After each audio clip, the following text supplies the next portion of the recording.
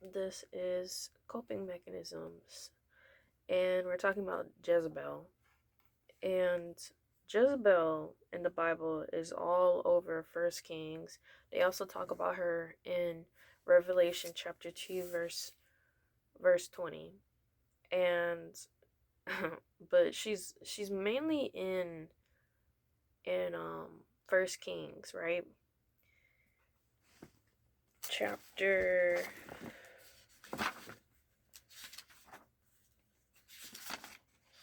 First Kings chapter 16, 18, 21, and 19, right?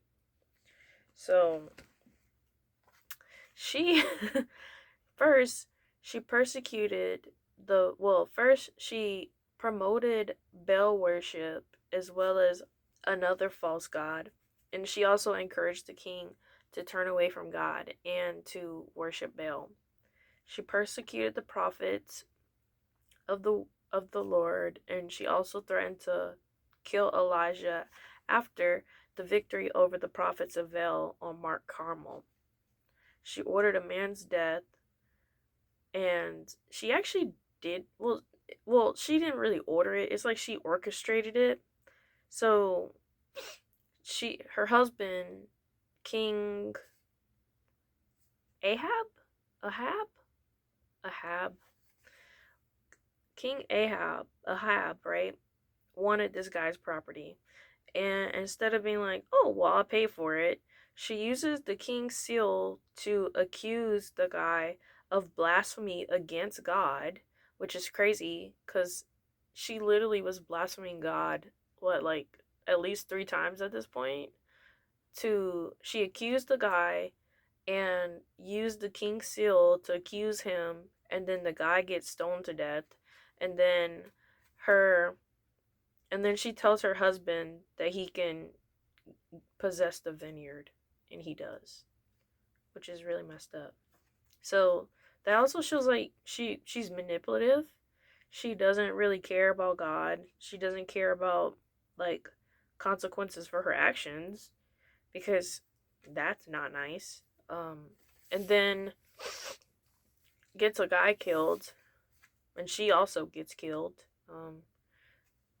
After doing all of that, and ends up getting eaten by dogs. But Jezebel was doing a lot. And, ultimately, no matter how much she manipulated, what Elijah said about her life still ended up happening.